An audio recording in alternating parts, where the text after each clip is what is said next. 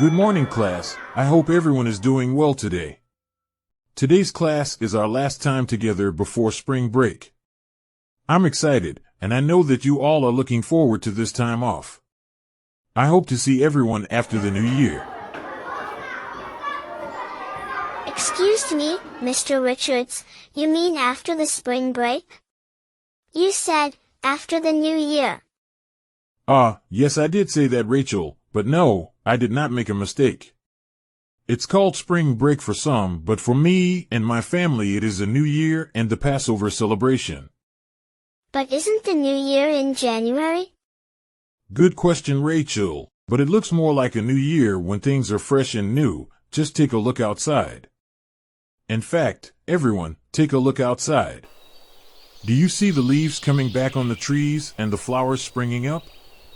Spring is a time of newness for a lot of things. For me and my family, the spring is the time that we celebrate a new year. Like I said before, this time of year is called Passover, for me and my family. Mr. Richards, what's Passover?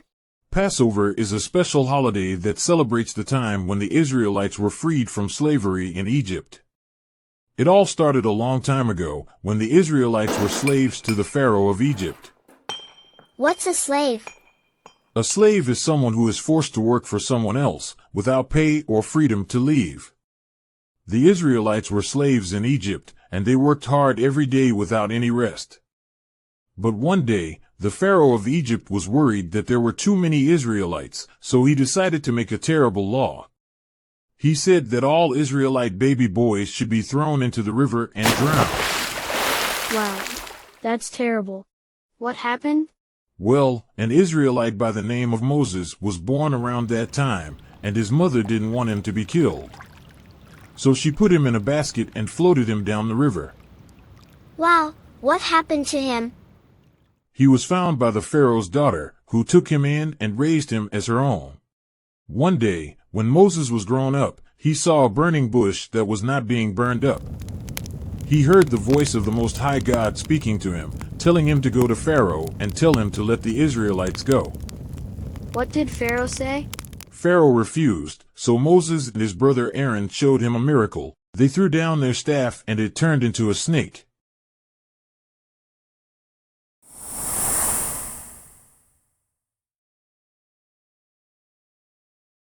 The Pharaoh still wouldn't listen, so the Most High God sent 10 plagues to Egypt, each one worse than the last. What were the 10 plagues? The first plague was that the water in Egypt all turned into blood. Ew. That sounds nasty. I bet it was, and funky too. The second plague was frogs. They were everywhere, inside people's houses, inside their bowls and beds too. That would have been annoying. Right. Just thinking about those frogs, yuck. The third plague was lice. Let's just say, the Egyptians were very itchy. Sounds like they needed a bath. If they didn't need a bath with that plague, they definitely needed it. For the next plague, it was flies. Yuck. Flies are annoying and disgusting. I agree. The fifth plague was the death of all the livestock. The sixth was boils on the skin of all the Egyptians and their animals. The seventh plague was hail. The eighth was locusts. What's a locust? Mr. Richards, I can answer this one. A locust is an insect from the grasshopper family. When there are a lot of locusts together, in one place, they can eat up all the plants and crops, which is why they sometimes cause problems for farmers. Right. Thanks, Luke. Imagine a bug that's as big as your hand, with wings that make a super loud buzzing sound.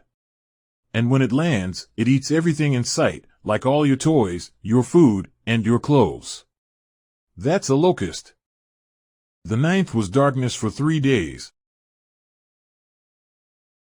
And the 10th and final plague was the death of all the firstborn children and animals in Egypt. That's so sad. It was sad, but it made Pharaoh finally agree to let the Israelites go free. They left in a hurry and didn't even have time to bake bread for the journey. That's why we eat unleavened bread during Passover. The Israelites didn't have time to use leaven in their bread and let their dough rise, because at this point, the Pharaoh wanted them gone out of Egypt. What's leaven? Leaven is a substance used in baking, which contains yeast or other microorganisms that cause dough to rise and ferment over time. So you just eat unleavened bread for the Passover? No, my family and I eat lamb, bitter herb, and unleavened bread for Passover like it says in Leviticus. Then for the Feast of Unleavened Bread we eat unleavened bread to remember when the Most High God saved the Israelites from slavery in Egypt. Wow, thanks for sharing your story with us. Not just a story though. Passover is the history and culture of the Israelites, and it's very important. Mr. Richards, what's an Israelite? I'm glad you asked. Looks like we'll have to continue this lesson after the break. Everyone, enjoy your time off.